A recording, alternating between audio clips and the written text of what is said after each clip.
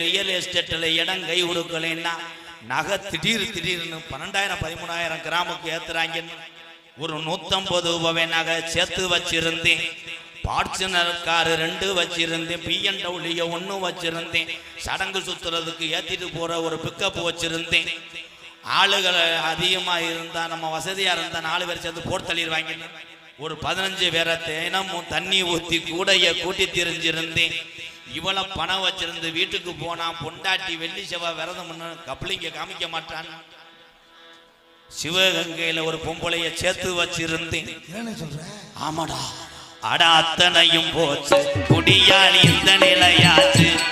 அட அத்தனையும் போச்சு குடியால் இந்த நிலையாச்சு. ஆடு வச்சிருந்தேன், மாடு வச்சிருந்தேன், 50 ஜம்பரி ஆடு வச்சிருந்தேன். அழகு ரேஸ் வண்டி வச்சிருந்தேன். 4 மரசு